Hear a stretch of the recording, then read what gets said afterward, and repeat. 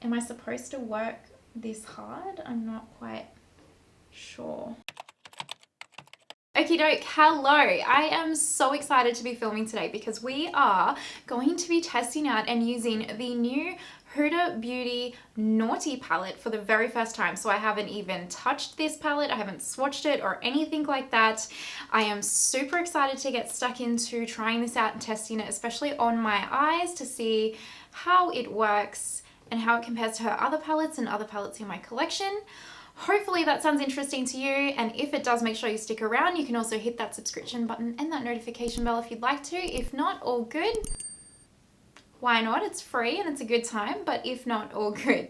Now let's get stuck into this review. This is what the palette itself looks like. So it just has the word naughty here in like raised print with Huda in the back, and it is kind of like this burgundy color, and it's like a plastic palette as opposed to her older palettes which were cardboard. So the Desert Dusk and the Nude palette, they are both cardboard palettes, which I do have to say that I prefer just for environmental reasons. This one is plastic, so not as in love with that, but it's still like good quality durable packaging, so you can feel like it is kind of more of an expensive palette. Now this palette is made in Italy, which I actually have only just learned that her bigger palettes like these are all made in Italy, and her littler palettes, the kind of mini ones, I have her Coral Obsessions one, they are actually made in China. So there is a difference in quality for these ones versus those little ones. And I do have to say, comparing like say something like the little Coral Obsessions palette with the Huda Nude palette, there is definitely a quality difference in these, because I just don't particularly love the formula in this one, and I can't really quite understand why people keep raving about them, whereas I do quite like the quality of the eyeshadow formula in these bigger palettes. This palette, if you purchase it at Sephora in Australia, is 124 Australian dollars, and I believe it's like 69 USD. So it is a more expensive palette. Like, it's getting up there. It's actually more expensive than like the smaller Natasha Denona palettes. They're about $111 in Australia. Like the Glam Natasha Denona palette, for example, is $111, whereas this is $124. However, I just jumped onto the Huda Beauty website, and on her website directly, this palette is 98 Australian dollars, and she has free shipping over $90 spend on her website. So you would definitely be better off just going onto her website directly and purchasing this eyeshadow palette, and you're going to save yourself $26. So there you go. That can get you a lipstick or something, you know what I'm saying? Like, a saving is a saving. So you get the big mirror in this palette like you do with most of her eyeshadow palettes, and then this is the palette inside, which this is absolutely stunning. And I'm going to be completely honest with you, camera does not do this palette justice. And if you are even slightly interested in this eyeshadow palette, go into Sephora. Even if you don't purchase it from there, go into Sephora and see it in person, and you will be absolutely mesmerized by it, because that's exactly what happened to me. I was absolutely mesmerized by it. So this is what the palette looks like. Now I'm going to actually just really drop my lights down low, just so that if hopefully you can maybe see it more true to color. So this is probably a much more better representation of kind of what the colors look like, with my lights kind of drop down a bit lower. Now I have not touched this palette at all, so let's go ahead and swatch all of these shades. Now I'm going to swatch row by row, but when we get to this one here, I will show you guys me swatching that slippery shade on the camera, because I know that's what you want to all see. So let's do swatch it. Okay, so these are the swatches of the first row right here. So starting with like Filthy and then working to the end. This is the second row of swatches. So you've got from Untamed all the way to Arouse right here. Also, I'm not the best at swatches, you guys, so be nice, okay? This is the last row, but we're starting at Tantric and going to Juicy, and we haven't swatched Slippery yet, which is that gloss shade. Okay, so now we are going to swatch this shade Slippery. So this is the shade right here, and this is basically all over Instagram because it just looks a little bit odd, to be completely honest with you. And when I first saw it, I have to admit, I thought it was like mold or something in here, but it is kind of like these little, I guess, pigment little balls suspended in a gloss, and they should basically kind of like burst when you kind of swatch it, I'm assuming. Let's go ahead and see how this goes. Okay, so I just have gloss for now.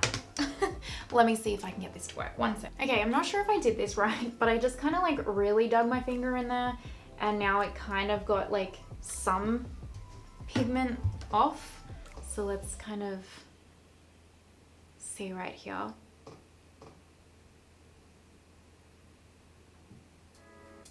Okay, I mean, it's kind of like a really soft, like nothing.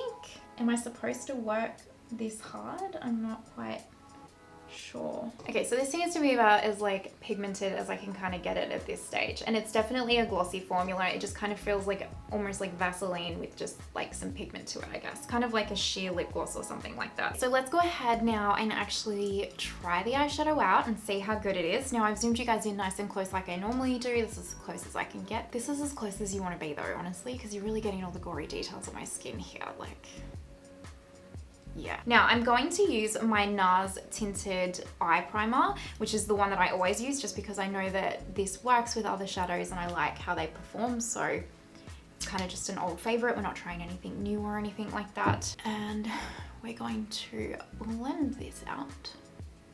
First up, I'm going to take this color right here, which is the color Filthy, and it's just kind of a light pink. And I'm just gonna kind of run that through my crease as just like a really light transition shade using my Delium Tool 785, which I always do. And yes, true to Huda's normal formula, she does have quite a bit of kickback, which again, I don't care about, does not bother me in any way, shape or form, but I know that it does bother some people. So if you are someone that is bothered by a lot of fallout in a palette, then maybe skip Huda altogether because her formula is quite powdery. Doesn't necessarily mean that it's bad because her formula isn't bad. It's just more powdery than others. I'm gonna take the color Rough now, which is like a really nice kind of tanny transition shade. I'm just taking a BH Cosmetics marble blending brush. It's just from like one of their marble sets. And we're gonna pick that shade up. And I'm just going to run that through the crease as well, just under where that pink is. Kind of a little bit more set in the crease. Lower in the crease is actually what I probably meant to say, not set in the crease. This is a pretty shade. I like it.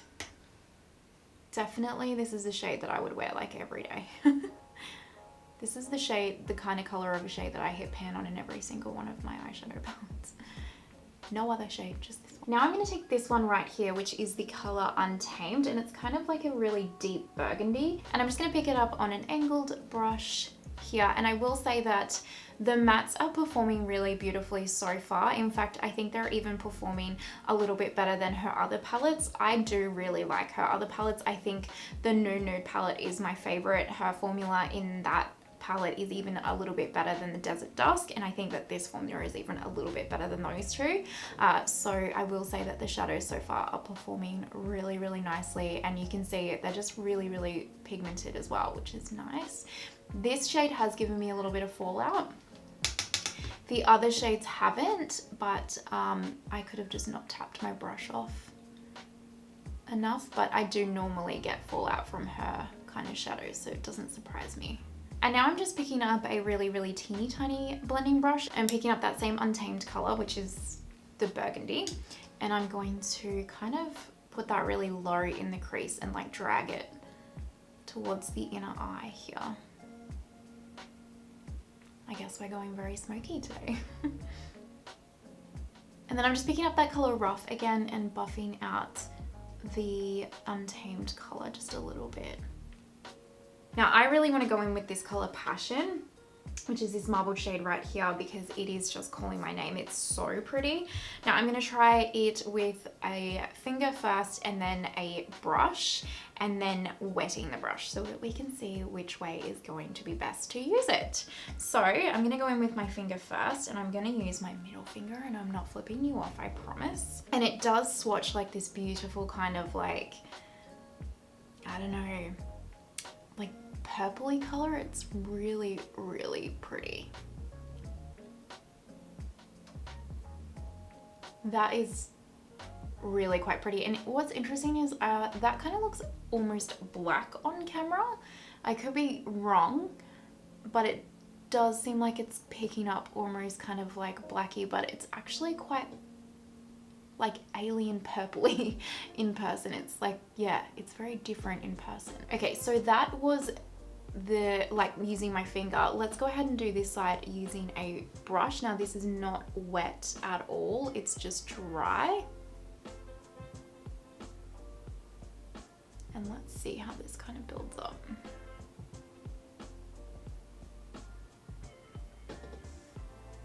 Pretty much how I expected it to be completely honest with you, which is like hardly any at all. So that's kind of typical with some of her shadows. I have noticed that with a dry brush, they don't really perform. Oh, that performed a little bit better, but see how I got a lot of fallout then and flaking? That's kind of like what I find typically with her like shimmer shadows or her metallic shadows. I find that a finger is definitely usually best for them. But now let's go ahead and wet our brush. So I've just got my flower setting spray here, and I'm just going to give the brush a little bit of a spritz, and let's see how we go with this. Yeah, see, a lot better.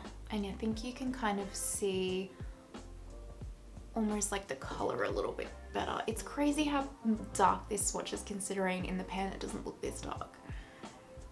Swatches goes on the eye is what I'm trying to say. Now I want to put this beautiful Irresistible shade on the inner corner of my eye, because this is such a pretty kind of like light champagne-y pink, and I'm actually going to use a brush and I'm going to wet the brush for this shade. That shade is so pretty. Again, if I had like used some concealer to kind of cut the crease, these would probably be popping a little bit more. So next time I would probably maybe just do that, because they're probably showing a little bit darker just because I put such a dark base underneath with the mattes. All right, I'm going to go ahead and kind of fix this eye up and match it to this one, and then kind of just finesse it a little bit to make it look a little bit better, and I'll be back. I am back. I have the rest of my face on. I have just filmed my first impressions of the Pat McGrath concealer and under eye blurring powder. So that video will be up after this one. So make sure you come back and check it out, because that's all I'm gonna say. Okay, let's go ahead and finish up this lower lash line. So I'm gonna take this color Rough right here, just on my Delium Tools 777 shader brush, which I know seems a little bit weird because it's a shader brush, but I actually really have been liking using this for my under eyes. So there you go. And again, I don't take this all the way in, just about halfway. Now I'm gonna pick up the color Untamed, which is that burgundy color, just on a little angled brush, and just kind of press that really close to the lower lash line just to deepen it up a little bit. So now on the website, she claims that you can use this slippery shade as like an inner corner highlight. So let's actually just use this, because I haven't used it on my eyes yet. I think I'm just gonna pick it up on my like little pinky. I think that might be easier. And like kind of press it in.